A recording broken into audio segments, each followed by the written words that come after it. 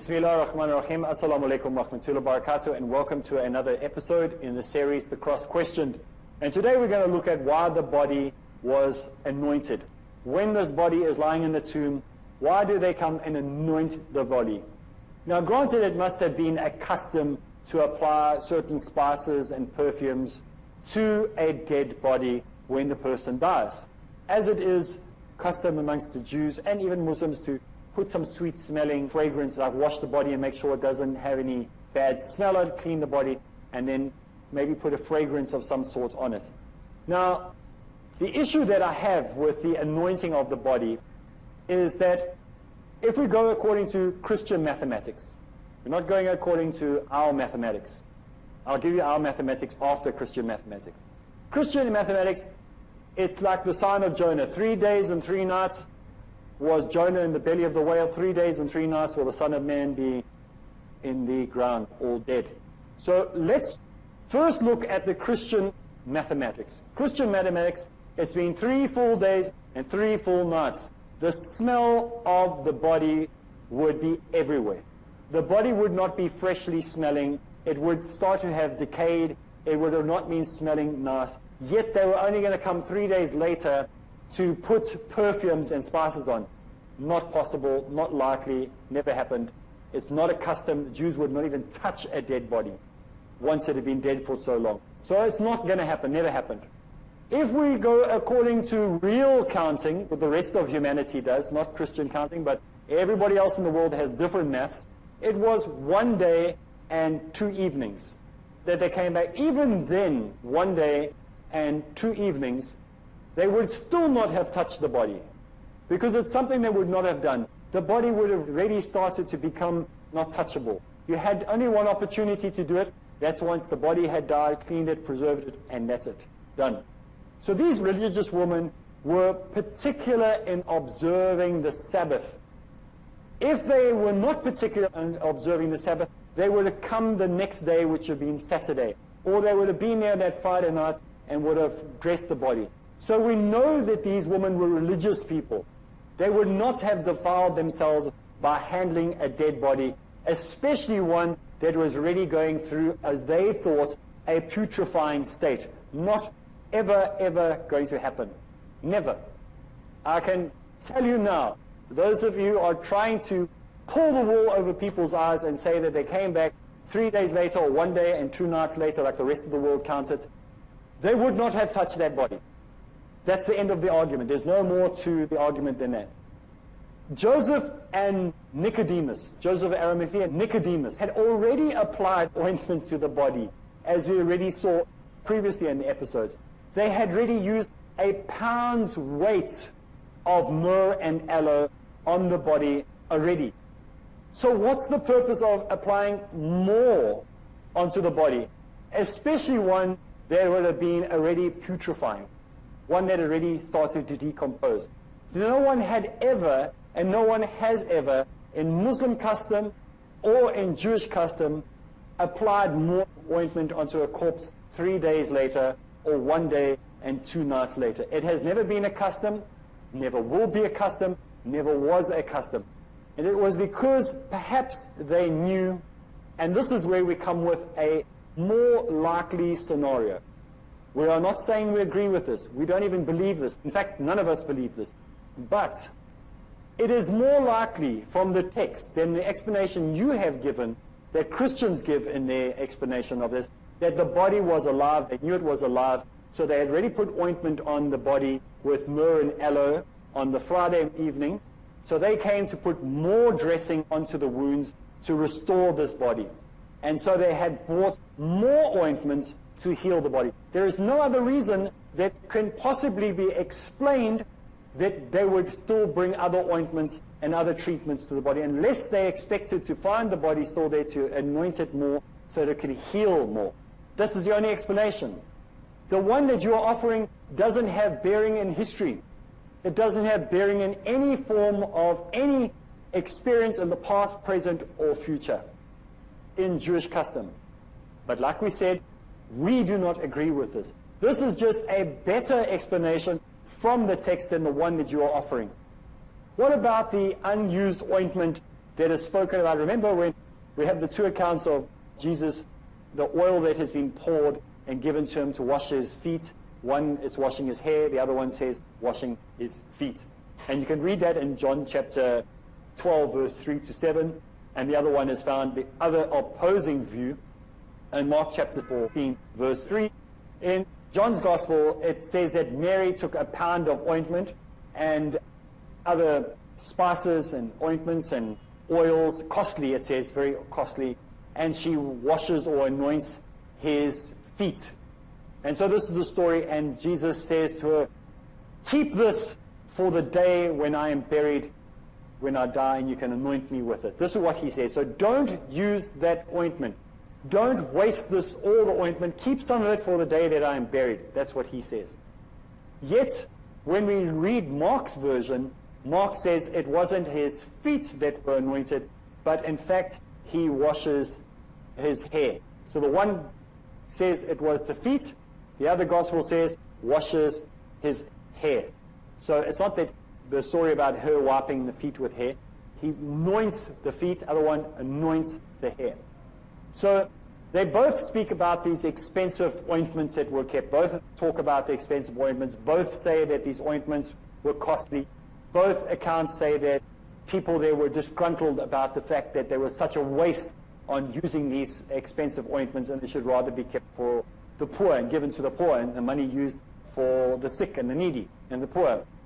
Why did these women, according to that account that took place then, where Jesus said, don't waste it all, keep some of it for the day that I'll be buried, why do we see in the narration that's given now that they had to go buy spices, and why did they not use the ones that they already had? Simply because the time of the burying of Jesus, they had already used those spices, or they forgot they had those spices, or the gospel writers are simply making up the story as they go along and forgot about that story that they used earlier. So these sweet spices and the information about the spices was forgotten. So you know when a bad writer writes, he forgets where he's going with his dialogue. I remember many years ago they brought out that film called Spider-Man. And on the internet, I haven't watched it, but when the film came out, there were hundreds of critics all over the internet writing, this was a mistake, that was a mistake, his reflection is going the wrong way, you can see the flag flying the wrong way. All these things because the person who made the film didn't read his script properly. He didn't do his dialogue properly, so he missed out things. And so the critics had a field day. They found hundreds, well not hundreds, they found about 30 errors in the film. They were fatal errors, and that everybody was having fun about. Now the same way, we find that the gospel is very similar. They forget the dialogue that they wrote earlier, and it's only when we read the text now that we go, what happened to those spices? Why did the woman have to go out and buy new spices? They already had spices. And simple things. I know it's a small thing. It's a trivial thing. But it's important if we're looking if something is reliable or not. If the text is to be accepted or not. Now, the big question that we have to ask ourselves, why wait until Sunday anyway? Why didn't they just come out on the Saturday? Immediately the apologists will say, well, these people were people who were pious. Didn't you just say yourself that these were women who would not come out because they were pious Jews? Now, if Mary of Magdala and her companions wanted to anoint the body of Jesus, then why did they wait until Sunday, which time the body would have started to decompose and putrefy anyway? Why did they not go out on the Saturday when the body was still in a better state, especially after the sun had gone down on a Saturday evening? Remember, the Sabbath was from sunset on a Friday until sunset on a Saturday, not sunrise on a Sunday. So they had the entire Saturday night to come out, torches and all, and anoint the body as they were supposedly, allegedly going to do. Christians would say that they were afraid of what the Jews would say. That's why they didn't come out there on the Saturday day. But there's nothing from stopping them coming out on the Saturday night. But this is the way that we see the text being written, it is not very well thought out or very smart in its writing. Now, people would have been out on the streets on a Sunday. On a Sunday, people would have been walking around the street. People would have seen what was going on the Sunday. They would have stopped the disciples. They would have stopped the Mary. They would have stopped whoever it was and said, "What are you doing? Why are you coming near this grave? Are you coming to steal the body?" Or, if they had gone on a Saturday, no one would have seen, because all the Jews and all the people that you wouldn't want to see what was going on wouldn't be around, because they'd be keeping the Sabbath. They would have been indoors. They would have been busy with religious affairs. Now, granted, some of these disciples may have been devoted, pious, religious people. But remember, it was Jesus himself who broke the Sabbath on a number of occasions. Now, the Seventh-day Adventists will freak out because I just said that. Jesus himself didn't always keep the Sabbath. He healed people on the Sabbath. He said if an animal fell down the well, you could bring it out of the well. He said to people that you can heal somebody's body on the Sabbath. So we see him, remember when we look at John chapter 9, verse 14, where we see him restore the eyes of a blind man. That was done on a Sabbath. At the pool of Bethsaida, in John chapter 5, he heals a person on the Sabbath. As well as a person's withered arm, he heals them on the Sabbath as well. In Matthew chapter 12, verse 12, he says out of his own mouth, it is permissible to do good on the Sabbath. So when these women were coming to the body of Jesus on a Saturday, they would have been doing good on the Sabbath. So it was permissible for them to do it. Why don't they go? No one would have witnessed. No one would have saw what they were doing. It was more dangerous to go on the Sunday. When the people would have said, "What are you doing?" That would have been far greater a danger. Well, it's time for us to take a break. When we get back from the break, we'll continue, inshallah. Bismillah ar-Rahman ar-Rahim. Assalamu alaikum wa rahmatullahi wa barakatuh, and welcome back from the break. We are continuing with our look into the issues that happened during that fateful Easter weekend as found in the pages of the Bible, or according to Christian understanding of what happened. So let's move on. Let's look at the recordings that we find in Matthew, as we find in Luke. We'll just look at those two now. We'll also find in John. All the Gospels will in fact tell you, but we're going to look at what they say when they talk about these angels or these apparitions or these beings that appear at the tomb where Jesus was supposed to have been laid. Now, according to Matthew, the angel told Mary Magdalene and her companions, as found in Matthew chapter 28, verse 7, "He has been raised from the dead and is going on before you into Galilee." So this angel tells these women who come to the grave, he has been raised and is no longer dead. He's gone before you and he will meet you and the disciples. Everyone must go to Galilee, that's where he will be. Now, Luke tells us in Luke chapter 24 and verse 4, he says, 2 men in dazzling garments appeared beside the tomb. So the first account is an angel. The second account, there were 2 men in dazzling clothes. Dazzling could mean anything. Could mean fashionable, could mean outrageous, it could mean cute, it could have been bad, whatever it is. But whatever it was, it dazzled their attention. They were like, okay, that's what it means. Dazzling means that. Dazzling garments. Could mean anything. Whatever it means, dazzling garments. Then it says as well in John chapter 20, verse 12, that an angel appears. And then there is Luke's version, and Luke's version in Luke chapter 24, verse 5, it says, "Why do you seek the living amongst the dead? One has a young man, one has an angel, one has 2 angels, one has 2 men in dazzling clothing." So this is the story that we are told about in the New Testament. Not the same story. Remember, if we were at a football match, we should all agree on what teams were playing. If we're looking at the New Testament, we should all agree on who appeared at the tomb. Now, obviously, the spirit that inspired the secret of the creation of the New Testament was speaking in diverse tongues to diverse people in diverse ways, just like he is speaking to the New Testament believers that are living on planet Earth today. Otherwise, there wouldn't be 30,000 Christian denominations in the world. There'd just be one.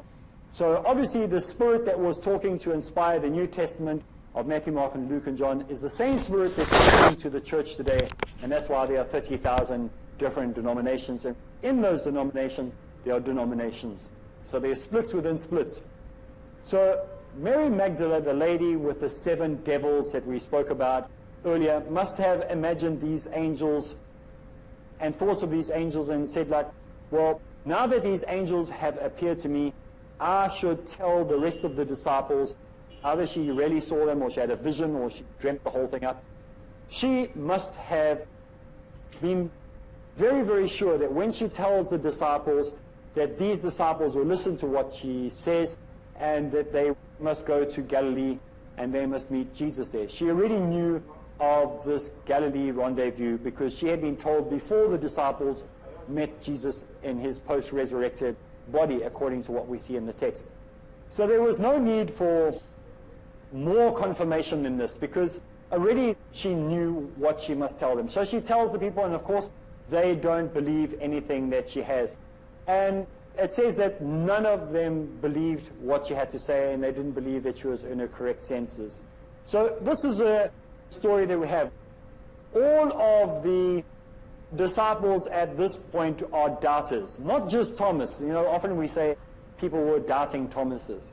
None of them believed. They wanted to see for themselves.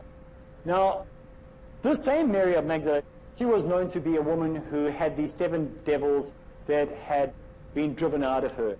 And she must have imagined these angels, for the angels did not appear to any of the other disciples. She already knew about this Galilee rendezvous. So what she needed this angel to appear to her for is something that we don't actually know. So we don't actually know what this whole story is for. Jesus himself will tell them, you must meet me. Before he was even crucified, you must meet me in Galilee. I will meet you all there. So there doesn't seem to be a point behind the reason for this angel to appear to her. There doesn't seem to be any point, in fact, I don't know how to put it any other way, for this angel to say that you must go to Galilee, because he already told them before he dies they must go to Galilee, and he will meet them there once he resurrects from the dead.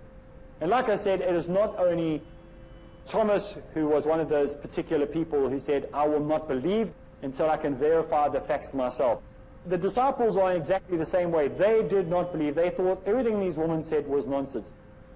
But oftentimes we find that Thomas has been criticized as being an unbeliever. And we would say to somebody, especially Christians love to say this to people, like especially Christians who start to ask questions, and they ask questions of their pastor or their fellow parishioners in the church.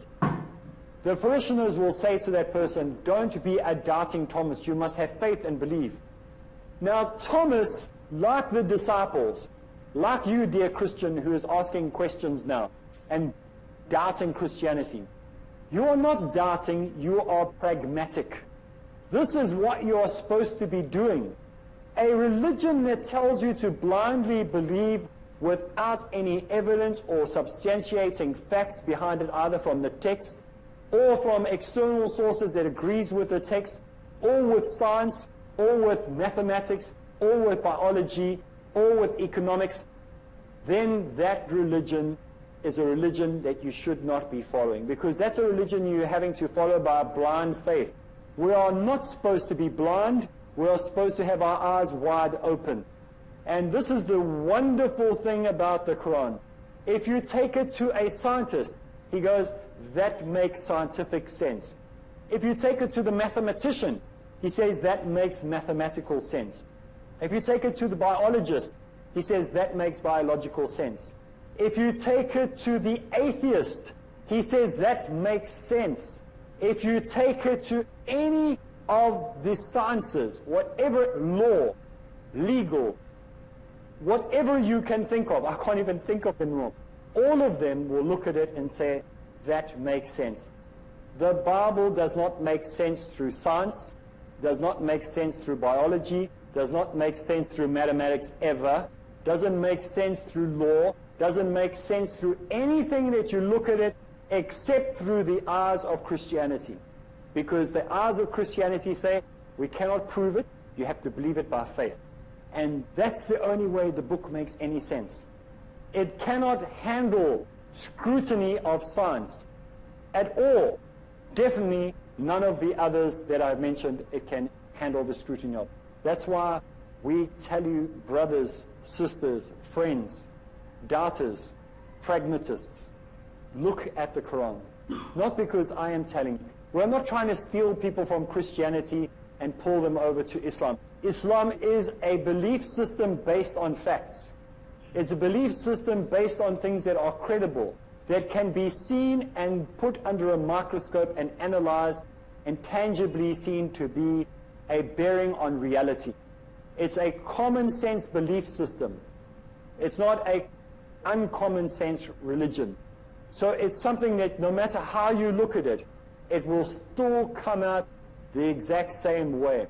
Where if you take the Bible, it always comes out more complicated, has to have more explanations, has to have another theory. Every day, Christianity has to rewrite itself. It has to reinvent its theories. The Jehovah's Witnesses, don't even get me started with you guys. You've rewritten your doctrine hundreds of times since you started your religion. The Mormon Church is constantly changing its doctrines to fit the needs of the day. And don't get comfortable, Baptists and Anglicans and Methodists and Presbyterians, because you've done exactly the same thing. Your Apostles' Creed has changed how many times? Your belief systems have been written how many times? Your divisions and splits have taken place how many times?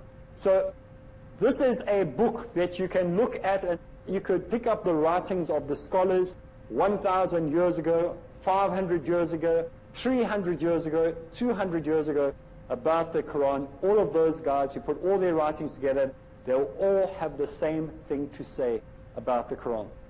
We cannot find that even 10 years ago on any of the Christian denominations, because they're having to rewrite themselves for survival purposes. It's not because they are correcting anything in the book so it will make it easier for you to understand. They're correcting it for survival purposes. In South Africa, the World Council of Churches, something similar to that, have said that it is no longer a requirement to believe that Jesus is the Son of God. Why have they done that? For survival. Well, that's all the time we have for today's program. If you really want to find out what's really going to go on, make sure you tune in again next episode, same place. So for me, Areeb Islam, Assalamu alaikum wa rahmatullahi wa barakatuh.